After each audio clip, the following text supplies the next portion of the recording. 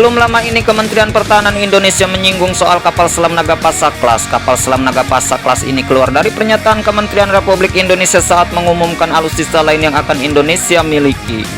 Kapal selam Nagapasa Class ini disinggung saat Kementerian Pertahanan Republik Indonesia mengumumkan soal kapal selam penyelamat yang akan dipakai oleh TNI AL.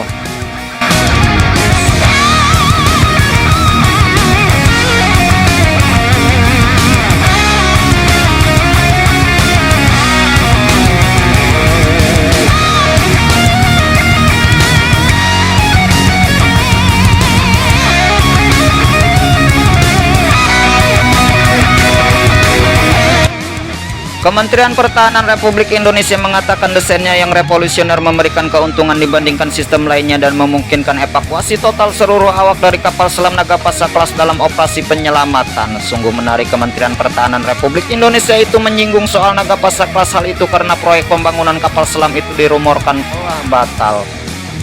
Indonesia sejatinya telah memesan 3 unit kapal selam Nagapasa Class ini dari pabrikan di Korea Selatan. Salah satu alasan mengapa DSME menjadi pilihan karena Indonesia dijanjikan adanya program transfer teknologi dengan tujuan agar Indonesia kedepannya bisa membuat kapal selam sendiri paling tidak yang selevel dengan Nagapasa Class.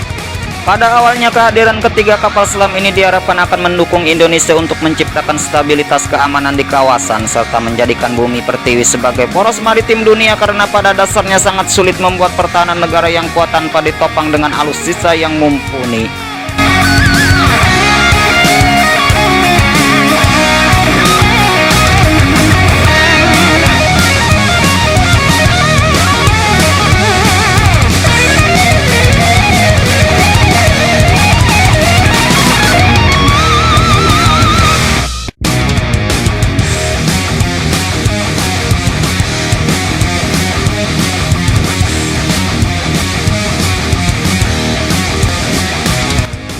Sementara itu, mengutip dari Kementerian Pertahanan Republik Indonesia, penamaan Nagapasa Class ini diambil dari anak panah Indrajit yang kuat. Dengan itu, kapal selam ini diharapkan mampu melaksanakan tugas dan fungsinya dalam menjaga dan mempertahankan kedaulatan negara Indonesia.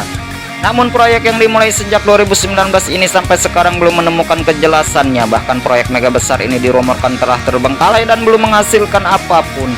Bahkan pihak Korea Selatan serta pabrikan DSME dikabarkan mengalami kerugian hingga puluhan juta US dollar.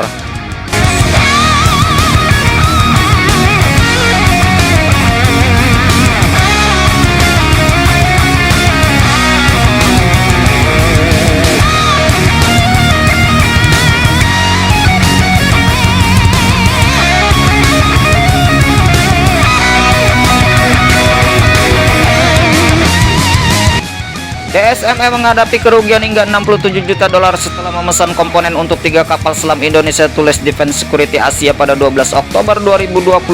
Disinyalir proyek akan gagal dibangun, bahkan ditinggalkan kesepakatan untuk membangun 3 kapal selam ini disebut akan menelan biaya sebesar 967 juta US dollar.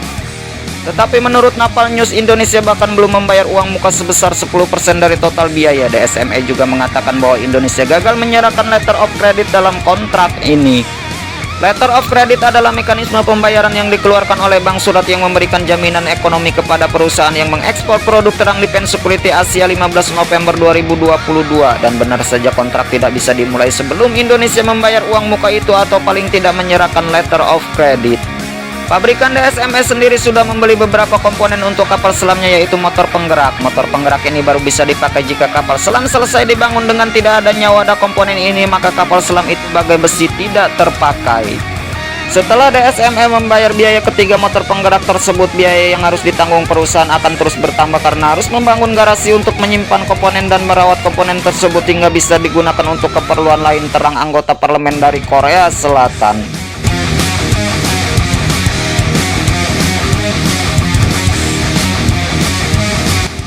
Tetapi yang perlu digarisbawahi, masalahnya bukan datang dari Indonesia semata. Kesalahan juga terjadi dari Korea Selatan sendiri, yaitu pada pabrikan DSME pembuat kapal selam. Sebagai gambaran umum, DSME belajar membuat kapal selam dari pabrikan Jerman.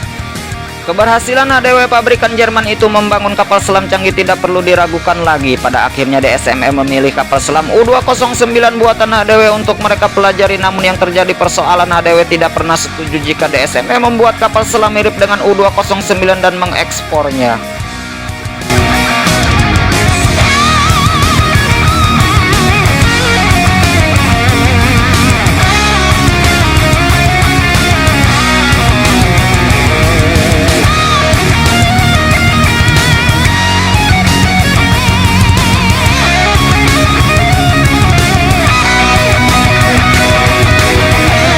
Sementara itu menurut Nikel Asia, salah satu masalah yang terjadi pada Changbogo Class adalah pada baterainya, sedangkan peran baterai pada kapal selam terutama yang bertenaga diesel listrik sangat krusial.